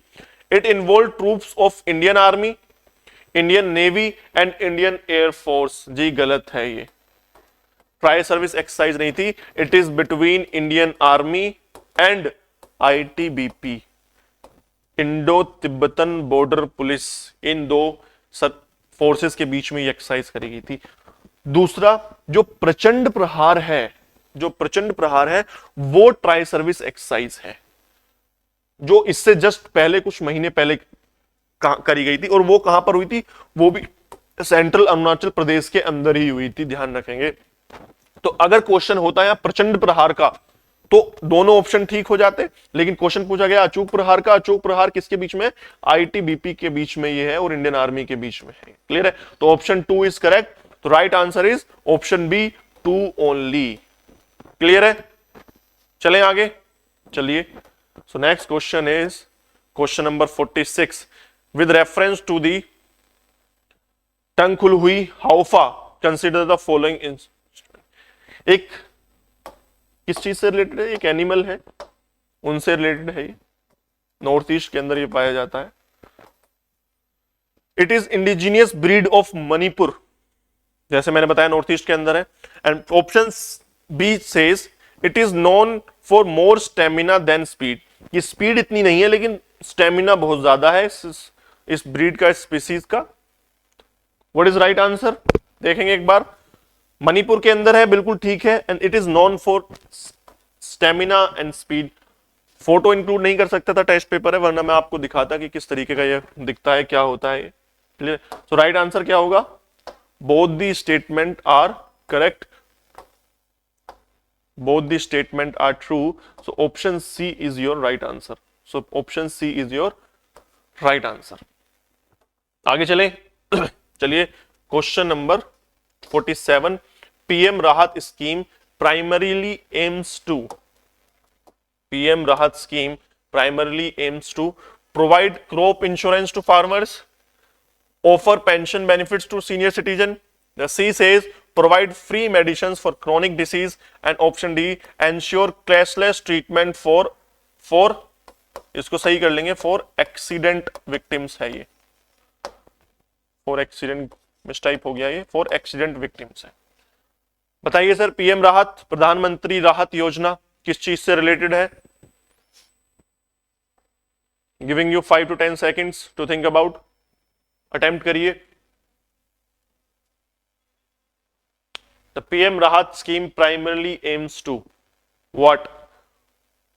Is it a insurance scheme or a pension for senior citizens or a free medicines for chronic disease? Chronic disease यानी कि बहुत लंबे समय से डिसीज आपके चलती आ रही है। और it is a cashless treatment है, जो एक्सीडेंट विक्टिम्स वगैरह जो होते हैं, जिनका एक्सीडेंट हो जाता है किसी वजह से, उनके लिए है। क्लियर है। So right answer is option number D is your right answer. It is a cashless treatment for accident victims. Clear है? For accident victims. चलिए नेक्स्ट क्वेश्चन की चलते हैं आप. क्वेश्चन नंबर 48. A Paimana web portal is developed and managed by. Paimana web portal. I hope आप इसके नाम से ही समझ पा रहे होंगे कि किस मिनिस्ट्री के अंदर ये आएगा. पैमाना किस चीज से रिलेटेड होगा? किसी को आप क्या कर रहे हैं? आप कैलकुलेट कर रहे हैं. पैमाना मतलब आप किसी को क्या कर रहे हैं? नाप रहे हैं. तो डेटा से रिलेटेड होगा, कैलकुलेशन से रिलेटेड होगा, डेटा एनालिसिस से रिलेटेड होगा, डेटा रिकॉर्ड होगा उस मिनिस्ट्री के पास. तो क्या है? Option C, ministry of statistics and programme implementation, MOSPI. MOSPI is your right answer. MOSPI. Clear है? होमवर्क ये है आपका. What is homework? जो मिनिस्ट्री ऑफ MOSPI है, ministry of statistics and programme implementation, क्या क्या और ये पब्लिश करती है? क्या कोई इन्फ्लेशन इंडेक्स है? क्या इन्फ्लेशन कोई इंडेक्स है? क्लियर है? जैसे कि CPI होता है आपका, जैसे कि WPI होता है. इनको कौन करता है? MOSPI से क्या रिलेशन है? या आप GDP कैलकुलेशन के अंदर कौन से ऑफिसेज हैं? GDP कैलकुलेशन के अंदर कौन से ऑफिसेज हैं जो GDP को कैलकुलेट करते हैं? और MOSPI के बारे में पढ़ेंगे कि कौन कौन से इंडेक्सेस, कौन कौन सी report MOSPI, ministry of statistics and programme implementation publish करती है. क्लियर है? चलिए नेक्स्ट क्वेश्चन की तरफ चलते हैं. Question number 49. Question number 49. With reference to the Indian Navy warship Androth, consider the following statement. Consider the following statement. Option number A. The vessel is named after Androth Island, the largest island in the Andaman Archipelago. ये बोल रहा है कि जो ये vessel है ये एक एंद्रोथ आइलैंड के ऊपर बेस्ड है, जो कि एक सबसे बड़ा आइलैंड है अंडमान आर्कीपिलागो का. क्लियर है? B option says it is the anti submarine warfare shallow watercraft, और शॉर्ट फॉर्म में लिखा आ सकता है कभी SWC, anti submarine warfare shallow watercrafts built for the Indian Navy. The ship has been constructed by garden reach shipbuilders and engineers. Kolkata के अंदर है, ये ध्यान रखने. कोलकाता के अंदर है ये, GRSE, कोलकाता के अंदर है. Garden reach shipbuilders and engineers in Kolkata, उन्होंने इसको बिल्ड किया है. तो देखेंगे एक बार, अगर आप यहीं से इस क्वेश्चन को सोल्व करने की कोशिश करें कि this is the largest island in the Andaman के अंदर. अब आप अंडमान अगर पढ़ेंगे, this is your Andaman and this is your Nicobar. तो ये अंडमान एंड निकोबार है. तो आप अंडमान को अगर देखेंगे तो लार्जेस्ट आइलैंड क्या है आप देखेंगे, this is your little Andaman, this is your south Andaman, this is your middle Andaman, this is your north Andaman. तो this is the chronology of the Andaman islands. ऊपर की तरफ अगर नॉर्थ से साउथ की तरफ चलेंगे तो इस तरह की क्रोनोलॉजी. तो लार्जेस्ट आइलैंड क्या है? This is your middle Andaman. आप देखेंगे तो लार्जेस्ट आइलैंड है, अगर अंडमान आर्कीपिलागो की बात करूं मैं, तो दिस इज मिडिल अंडमान. तो ये गलत हो जाता है. लार्जेस्ट आइलैंड तो अगर अंडमान का होता तो मिडिल अंडमान होना चाहिए था. क्या एंद्रोथ आइलैंड अंडमान का है भी या नहीं भी? जी नहीं. इन एक्चुअली में जो ये एंद्रोथ है वो लक्षद्वीप का है. लक्षद्वीप आर्कीपिलागो का पार्ट है एंद्रोथ, वहां का लार्जेस्ट आइलैंड है. क्लियर है? तो ऑप्शन 1 गलत हो जाता है. तो मैं अगर ऑप्शन 1 को एलिमिनेट कर देता हूं तो आप बचते हैं बी, सी और डी के पास. तो 50% आपके पास ऑप्शंस बचे हैं. 3 सही है, इसका मतलब इन्होंने ही बनाया है. अब आप ये देखेंगे कि किस तरीके का ये है क्या. तो ये बोला है it is the anti submarine warfare shallow watercraft being built for the Indian navy. जी हां, ये ऑप्शन बिल्कुल करेक्ट है. It is a shallow water, यानी कि शैलो मतलब डीप वाटर के अंदर नहीं है, यानी कि कोस्टल एरियाज के आसपास ही उनके लिए है एंटी सबमरीन. अगर वहां कोई सबमरीन वगैरह आती है तो उसके लिए एंटी सबमरीन वॉरफेयर के लिए, अगर कोस्टल रीजन से करीब कोई सबमरीन किसी एनिमी नेशन की आती है. क्लियर है? तो right answer is option number D, 2 and 3 only. Clear है? तो इस टाइप से सर क्वेश्चंस आते हैं। अब देख लीजिए, इसके बाद आपकी सारी नॉलेज पूछ ली, आप इंडियन नेवी का है ये पूछ लिया, एंड्रोथ है क्या, किसने बनाया है, प्लस इसका नाम किस तरीके से पड़ा, क्वेश्चन ये भी पूछ लिया गया आपसे। तो आपको मेरे हिसाब से, मैंने आपको कल भी बताया था कि ज्योग्राफी जो हम जियोपॉलिटिक्स की पढ़ रही थी, मैपिंग तो सर आपके टिप्स पर होनी चाहिए। वर्ल्ड मैपिंग, सिर्फ इंडिया की बात नहीं कर रहा हूं मैं, वर्ल्ड मैपिंग आपके टिप्स पर होनी चाहिए कि कौन सा आइलैंड किस ओशियन के है, किस कंट्री का है, कहां पर बिलोंग करता है, फॉर्मेशन कैसी है वो, कोई उसके अलावा अलग फैक्ट्स हैं, रिवर्स हैं, स्ट्रेट हैं, वाटर बॉडीज हैं, माउंटेन्स हैं, क्वेश्चन बहुत ज्यादा आते हैं और आपकी एक कॉम्प्रिहेंसिव नॉलेज पूछी जाती है। अब देखिए, ये ज्योग्राफी का क्वेश्चन भी मैच कर दिया करंट अफेयर्स के अंदर। तो ध्यान रखेंगे, सिर्फ स्टैटिक नहीं, स्टैटिक और डायनेमिक नहीं रह गया सर, डायनेमिक में भी आपसे वो स्टैटिक नॉलेज पूछेगा। एक स्टेटमेंट आपकी ज्योग्राफी, इकोनॉमी या इनसे रिलेटेड डाल देगा और उसको बाद के जो स्टेटमेंट है उसको करंट अफेयर्स के साथ रिलेट कर देगा। तो इस तरीके से आपको करंट अफेयर्स पढ़ने हैं, लाइन वाइज लाइन नहीं पढ़ने हैं, ध्यान रखेंगे, बड़ा कॉम्प्रिहेंसिवली आपको करंट अफेयर्स फॉलो करने हैं।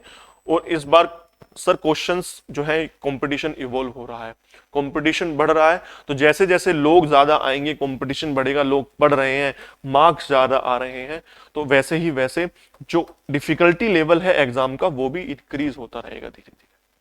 क्लियर है? चलिए लास्ट क्वेश्चन की तरफ चलते हैं। Last question of the day, question number 50। Recently, Arctic Sentry was launched by which organization? तो किस ऑर्गेनाइजेशन ने आर्कटिक सेंट्री, पहली बात तो ये है किस चीज से रिलेटेड? आप देखेंगे जो हमारा आर्कटिक सर्कल है, वो मेजरली वो क्या है, फ्रोजन रहता है, एकदम से जमा रहता है, आइस बहुत ज्यादा रहती है। तो क्या है, उस पर प्रेजेंस बढ़ाने के लिए, उस एरिया में प्रेजेंस बढ़ाने के लिए, मूवमेंट को चेक करने के लिए, आपने देखा होगा यूएस और ग्रीनलैंड हम कल पढ़ा, जियोपॉलिटिक्स के अंदर यूएस एंड ग्रीनलैंड के बारे में पढ़ा, तो उसमें क्या था, वो भी आर्कटिक सर्कल के अंदर था। तो आर्कटिक सर्कल इसलिए बड़ा इंपॉर्टेंट पड़ जाता है पेट्रोल वगैरह के लिए और सर्विलेंस वगैरह के लिए, मिसाइल वगैरह, मिसाइल थ्रेट से बचने के लिए। तो उस चीज से लिए आर्कटिक सेंट्री लॉन्च किया है, आर्कटिक सर्कल के अंदर प्रेजेंस बढ़ाने के लिए। किस ऑर्गेनाइजेशन ने ये लॉन्च किया है? कल हमने इस ऑर्गेनाइजेशन के बारे में बात करी थी, क्या नाम है उस ऑर्गेनाइजेशन का? नाटो। तो right answer is option C. NATO की फुल फॉर्म क्या है? North Atlantic Treaty Organisation. This is the full form of NATO treaty. कितने मेंबर्स थे? कल हमने रिवाइज 32 मेंबर्स थे। रिसेंटली कौन से मेंबर्स ऐड किए गए हैं इसमें? रिसेंटली स्वीडन एंड फिनलैंड 2023 के अंदर और 2024 के अंदर। क्लियर है? 2023 और 2024। और मैं एक क्वेश्चन पूछूं आपसे कि कौन सी यूरोपियन कंट्री नाटो का पार्ट नहीं है? यूरोपियन कंट्री नाटो का पार्ट नहीं है, और क्वेश्चन है आपका Switzerland and Austria and second is Malta और सिप्रस। बताएंगे इन 4 कंट्रीज के बीच में से कौन सी नाटो का पार्ट नहीं है। So your right answer is sir all of the above. ये चारों ही कंट्रीज यूरोपियन कंट्रीज हैं और ये नाटो का पार्ट नहीं है। क्लियर है? तो इस तरीके से पढ़ना है। ये थे आपके टोटल आज के 50 क्वेश्चंस करंट अफेयर्स के। तो ध्यान रखें किस किस एरियाज से हमने फोकस किया, एक बार देख लेते हैं, रिवाइज कर लेते हैं किस एरियाज में आपको फोकस करना है। सर डिफेंस के क्वेश्चंस आपने देखा, डिफेंस के क्वेश्चंस बहुत ज्यादा आए। डिफेंस और स्पोर्ट्स, डिफेंस है, स्पोर्ट्स है और ज्योग्राफी मैपिंग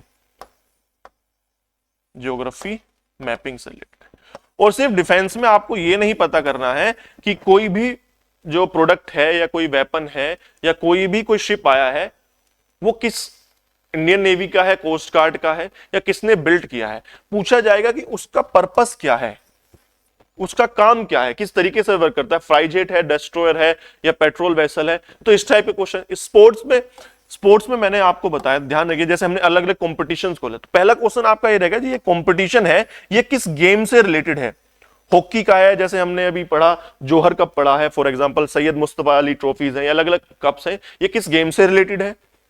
दूसरा, कहां पर ये ऑर्गेनाइज किए गए हैं, किस कंट्री के अंदर ऑर्गेनाइज किए गए हैं, इंडिया की परफॉर्मेंस कैसी है, कोई इंडियन प्लेयर है उसने कोई मेडल जीता है, तो इस टाइप के क्वेश्चंस बन जाते हैं। प्लस आप ध्यान रखेंगे जो खेलो इंडिया जितने भी एडिशन हो रहे हैं खेलो इंडिया के, सर आप इनको बिल्कुल लिस्ट बना लीजिए और सामने दीवार पर टांग लीजिए बिल्कुल इनको।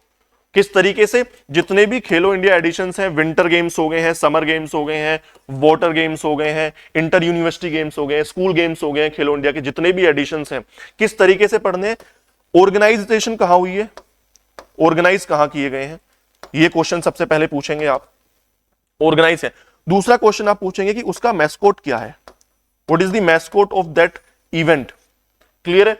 दूसरा, परफॉर्मेंस यानी कि मेडल टैली के अंदर कौन विनर रहा है, इंडियन आर्मी रही है, महाराष्ट्र रहा है, ये कोई सा भी स्टेट है, कितने मेडल, और कोई नया इवेंट अगर ऐड हुआ है या नहीं।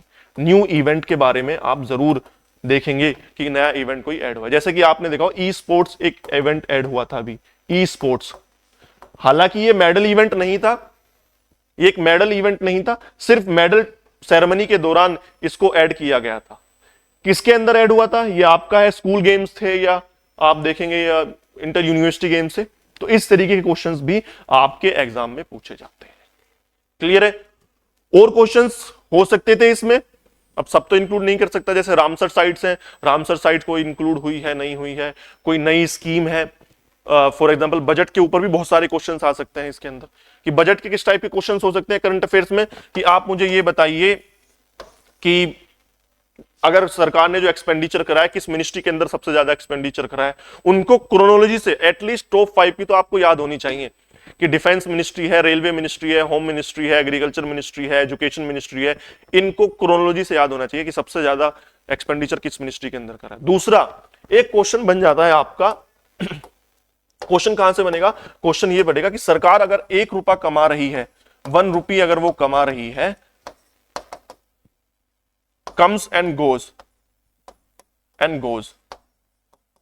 कि सरकार ने 1 रुपया अगर कमाया तो वो सबसे ज्यादा कहां से आ रहा है, किस टैक्स से पैसा आता है, कॉर्पोरेशन टैक्स से आता है, इनकम टैक्स से आता है, जीएसटी से पैसा जाता है, ये टैक्स वाइज कलेक्शन आपको याद होना चाहिए। 2000 बजट में सरकार डाटा देती है, उसमें एक बजट एट ग्लांस करके एक उनकी फाइल आती है, आप उसको पढ़ेंगे, बजट ग्लांस में सब लिखा रहता है, एक इस तरीके से पाई चार्ट बना होगा, उस पाई चार्ट में परसेंटेज लिखी होगी कि सबसे ज्यादा पैसा कहां से आता है, बोरोइंग से आता है, कॉर्पोरेशन टैक्स से, फिर आपका इनकम टैक्स से या जीएसटी से, कस्टम से, इस टाइप से। और दूसरा कि सबसे ज्यादा सरकार एक्सपेंडिचर कहां करती है, अगर सरकार 1 रुपया खर्च कर रही है तो उसमें सबसे ज्यादा पैसा कहां पर खर्च किया जाता है, क्लियर। तो ये टाइप के क्वेश्चंस भी आएंगे। फॉर एग्जांपल, सरकार अगर स्टेट को ट्रांसफर करती है या बोरोइंग्स में इंटरेस्ट पे कर रही है, किसी स्कीम में डिफेंस में पैसा दे रही है, तो इस टाइप के क्वेश्चंस बजट में बहुत ज्यादा हैं, क्लियर है। Economic survey, sir economic survey में कोई रिसेंट डेवलपमेंट ज्यादा हुआ है, किस तरीके की कितनी % की ग्रोथ बताई गई है इंडिया की, तो ये सब टाइप के क्वेश्चंस करंट अफेयर्स में बन जाते हैं, क्लियर है। ये था आपका, इसका पार्ट 2 भी हम लेकर आएंगे, 50 क्वेश्चंस होंगे उस क्लास के अंदर भी, जितने ही कोशिश करेंगे ज्यादा से बेहतर क्वेश्चंस हो आपके लिए भी, इजी से लेकर हर लेवल के क्वेश्चंस होंगे, statement wise single liner questions होंगे, क्लियर है। चलिए, तब तक के लिए best of luck for your exam, अच्छे से तैयारी करते रहिए, जय हिंद।